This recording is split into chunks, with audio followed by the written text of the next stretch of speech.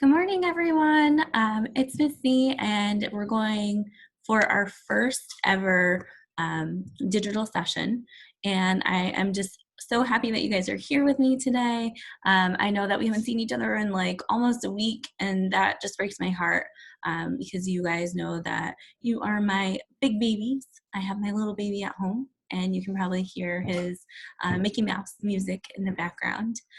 And who knows, he might end up popping into this video at some point.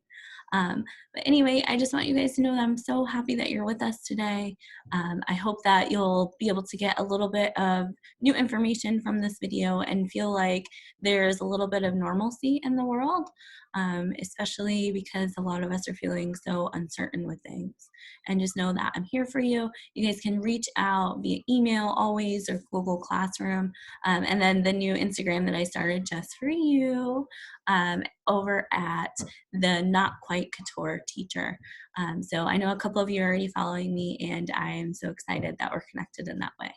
Anyhow, let's go ahead and get started today. So you guys are right in the middle of an economics unit, and we really wanted to make sure that we continue at the pace that we were going at. But because we haven't been together, I felt like we should do a quick review about the different types of economies. And then I'm going to add in one other type of economy that you probably have like experience with, because it's sort of what goes on here in the United States.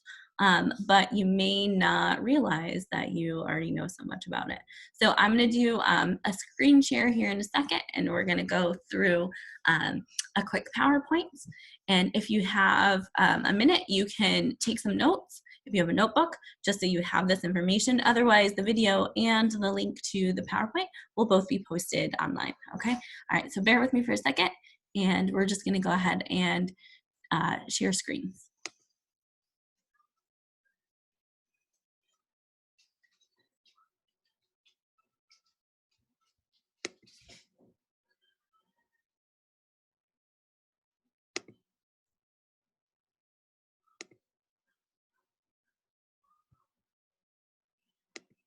Okay, oh, hang on a second.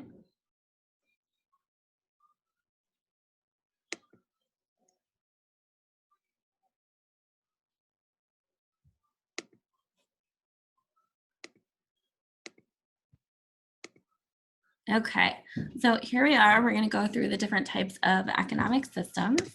And the first thing, just so that way you guys have a better understanding, is what are the economic systems? So an economic system is the way that basically that a country controls its goods and services and is able to make money, right? So there's three different types of economic system production supply. And as you guys know, it's like labor, so like your human capital, your regular capital, that's your money, and then the land and resources that you have there as well.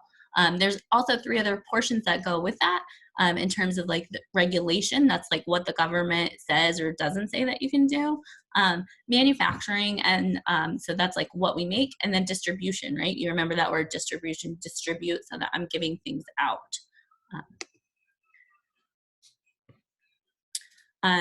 What are the three basic questions of any economic system? One is, what's going to be produced? How will it be produced, and for whom will it be produced, right? So instead of like the 5 W's when you're writing, you're sort of thinking of it as two of those, and then for whom, what are we talking about? So there are different goals of every type of economic situation. The way a society answers these questions will depend on what the society's values are. So there's a couple different possibilities. You want to think about like your economic freedom, the efficiency, or how fast and how well we do things, the economic fairness or equity, the growth, the security, stability, how stable something is and reliable, and then the sustainability, so how long can we actually do that thing for, right? Okay, and so I just want you to take a minute to rank these goals in importance from 1 to 7, and you don't have to write it down, but I just want you to like have that in your head, because it's going to be important for later on when you guys are doing your project. All right, so I'm going to pause.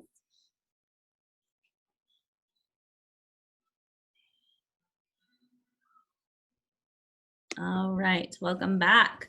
Okay, so there are 4 types of economic systems, right? So you guys learned last week about 3 of them. We talked about the traditional economy, a market economy, and a command economy. The newest one that you guys are going to learn about is also a mixed or hybrid economy. So like I said, you're probably more familiar with it than you realize. The traditional economy, right, that's going to be like what we think of when we think of a developing economy. So these are based on customs and traditions of basically like how the world works on a much smaller level, on a micro level. So a lot of times it has to do with like what are the types of traditions or values of that specific community. And this isn't something that is on a big national level, rather it's on a smaller scale level, usually within just like a small village or a smaller type of community. Okay, so it gives you some examples there on that slide. One of the ones that you guys have studied and read about already is the Inuit in Alaska.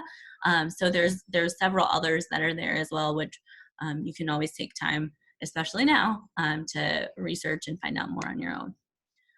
There are some advantages and disadvantages of a traditional economy. They provide economic security. They also tend to be sustainable because there's like really slow growth in them. You might have people doing the same type of work for a long period of time, or like a specific family is known just for that.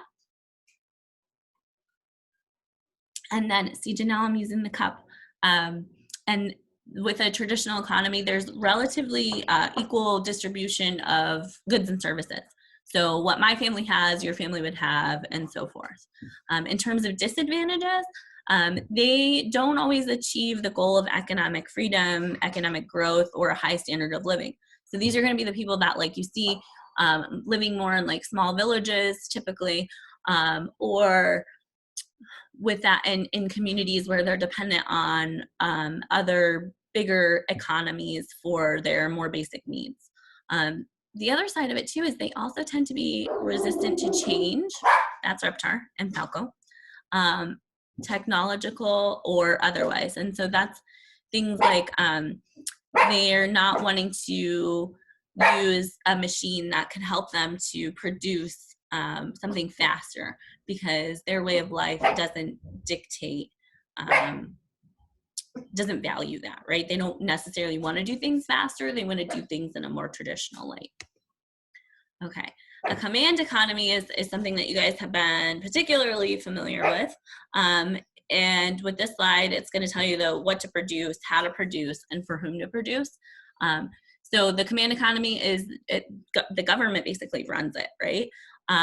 So they're the ones who dictate really those 3 things: the what, the how, and the for whom. And remember, those are our 3 big questions. Falco, enough. Sorry, guys. All right. With a command economy, the government decides how much workers make and produce. They also impose their choices on society in the form of production. So they might say, like, you can only produce 500 pairs of sneakers. Now that's a relatively small number typically for a command economy. They're also the ones who make all the decisions in terms of how the economy functions. And then an example like from the past is ancient Egypt. They were the ones who told everyone how they could function, and what jobs they would have, and so forth. And then a more recent example that you guys may have some familiarity with is the former Soviet Union. And I can speak to how impactful that system was. My best friend is from that area, and she, when she was little, like, she could even remember this, and she's, you know, not that much older than I am, but they would take a test in high school, and that would determine like what track they would go to. So Whether that would be like you're going to be like a skilled worker, or you're going to be able to go to college, and but it might be like you can go to college but only for medical, things like that. So she actually came to the United States because, like a lot of us, she has test anxiety and didn't do well, and now she helps to run a company in Great Britain. So that type of economy doesn't always work for everyone, obviously. There is advantages and disadvantages to this type of economy, though. Command economies provide economic security because people know essentially how much is going to be produced and when and so forth. So there isn't this like checks and or these like ebbs and flows of things that might be more scarce when they don't need to be. Command economies also have the ability to adjust rapidly with changing circumstances because the government controls everything. On the other hand, they're not in practice to actually work out very well. So like we said, the Soviet Union is a good example of that. Command economies also limit economic freedom and provide little incentive for people to actually work hard because everybody is essentially predetermined on how much money you can make regardless, for the most part, regardless of like what job you have or how much education you have. I thought this was pretty funny. I did a little bit of research on this. Product quality is not always a priority either. So this car, I think it's a Trabant, was made from like 1957 to the early 1990s. And it didn't have a lot going for it. It was like a one chassis system is what I read. And they didn't even have like a place to put your headlights on. There was no seat belts in the back seat. There was no like place that you would know where the blinker was. And so there was a lot of features that you would expect in a car that didn't occur. So they stopped finally making it in like 1991. All right, next one is our market economy. So in a market economy system, individuals decide what to produce and what to buy. Buyers and sellers exchange goods based on their own need and what they want to do. The government plays little role, if any, in the marketplace, and then property rights are very important. So your businesses are basically privately owned for the most part. There's some advantages and disadvantages to this one as well. So this kind of economy gives people strong financial incentives. So if you do really well, if you have an entrepreneurial spirit and you have a product that people want, that tends to allow you to be able to make more money. They're also a lot more efficient than traditional or command economies because they give people economic freedom to like think through their problem. How can they make this more efficient and usually more sustainable? They produce a lot more economic growth. So like if you looked at the gross domestic product of a country with a market economy over time, typically you're going to see it rise, right? In terms of disadvantages, market economies don't do very well in terms of economic security because there is so many like ebbs and flows based on consumer demand that those people, there's not always that type of security there. And then resource conservation is another challenge for market economies.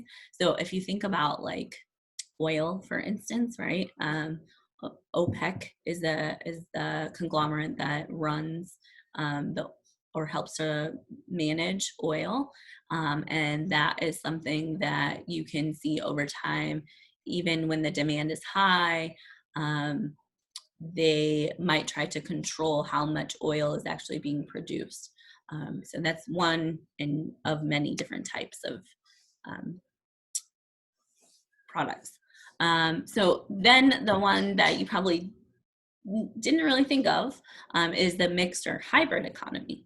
So both the government and the individual play important roles in deciding how much to produce and what to buy. The government's role in a mixed economy could vary considerably from country to country.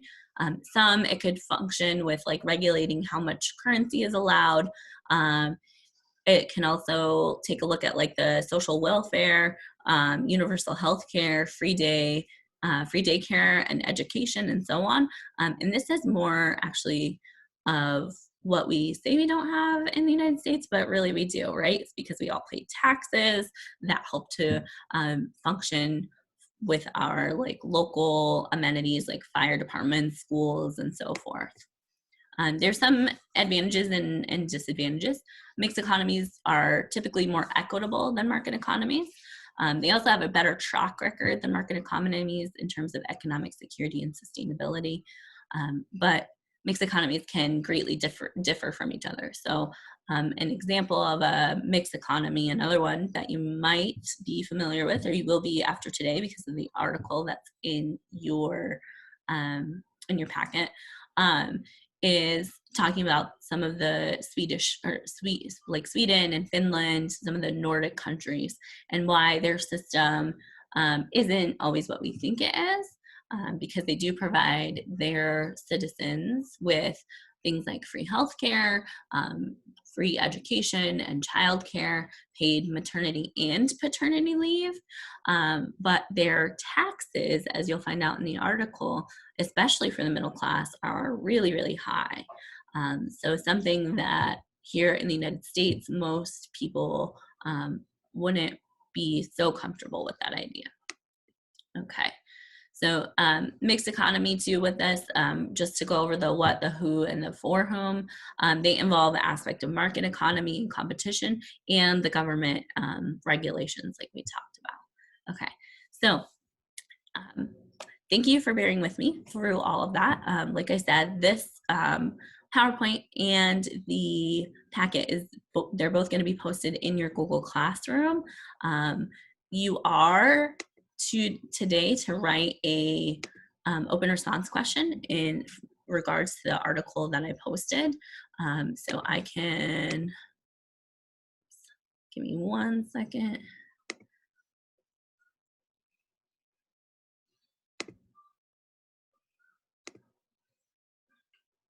So this article right here is the one that you're going to be reading today. And then you do have a short, very short open response question to complete as well. Okay, and actually I apologize. This is going to be the article that you're reading today.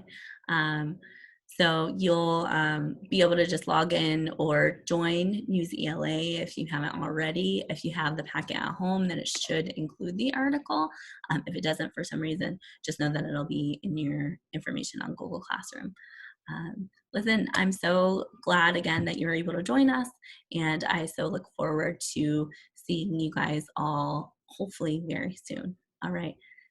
Talk to you soon. And don't forget, I have office hours tomorrow morning. I'm sorry, next week. And I'll just send out a reminder to everyone for that via your school email address. All right. Thanks so much, guys. Take care.